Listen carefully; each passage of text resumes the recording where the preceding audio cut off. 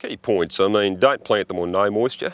Even though they are a relatively shallow rooted crop, I still like to see at least a half a profile under the crops, and that gives us a bit of time to accumulate rainfall in the crop and at least get us through to flowering without too many dramas. Planting times, I mean, you've got spring end or summer plants. The spring offer different advantages to the summer plant. Most guys will continue to grow summer crops. It's probably a safer option. Planting depth, mung beans really relatively easy to establish. Plant them into good moisture. We don't have to go over deep, but they will strike very quickly, particularly in summer. They can germinate rapidly and they'll emerge quite happily, even under fairly tough conditions at times.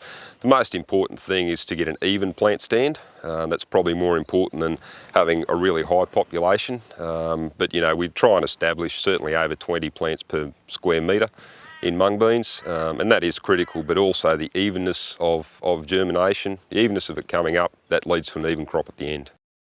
Treat it as a very special crop. It's not an opportunity crop. You need to be able to plant the thing correctly, because if you don't get an even strike and you don't get an even nodulation on the crop, you'll find that you get a staggered plant maturity situation, and that's when you get downgraded. You've got to get your nutrient right, you've got to get a really even strike. I maintain you need to plant it with a disc planter so that you get it nice and shallow. Don't plant any closer than an inch apart. We're starting to do some work on actually stretching the plants out more, having a density in the row, but having less plants in the row, maybe go out to 1.5 inches or 2 inches apart.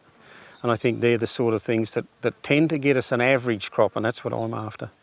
Most people over the years have tended to treat mung beans as a bit of a poor cousin. I think we've found in recent years that the better nutrition we can give them, the mung beans do really respond. Particularly phosphorus nutrition, very important, and micronutrients, very important. Insect control, if you're in a summer plant, thrip control is absolutely vital. Crops growing slowly, need to control thrips early. Once you get over that slow growth phase, you're fine. We tend to find once we start putting the 5th trifoliate out, we scout very heavily for mirids, both nymphs and adults. That's about the time when budding starts to occur. You won't see the buds visibly, but at that stage you can start to take damage from mirids. So we scout fairly heavily from about the 5th trifoliate onwards. Once you get up to flowering, certainly mirids are still an issue. We've tended to adopt a strategy where we take very few prisoners with insect control. Mung beans set their crop extremely quickly. We tailor our insect control programs to suit that. In fact, we go in and try and keep numbers as low as possible of both Heliothis and other pod-sucking insects. Coming to harvest, desiccation's always been a thorny one. I guess the biggest advantage we've had in the last 15 years is to be able to go in and desiccate with products like Roundup Powermax.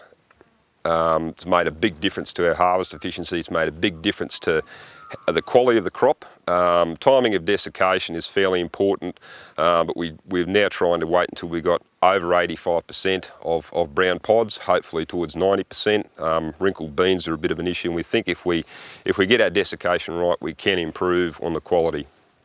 I maintain now you need to have a rotary header, you need to have a belt front. We had some exceptional returns this year as far as the belt fronts were concerned. No dirt in the sample.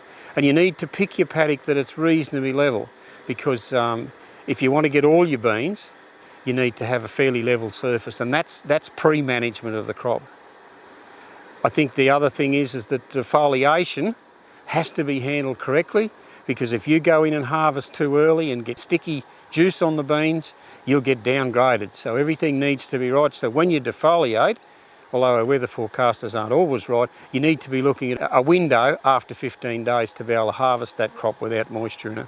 And then the other thing is you just don't auger them. You turn them, deal with them very, very quietly and softly.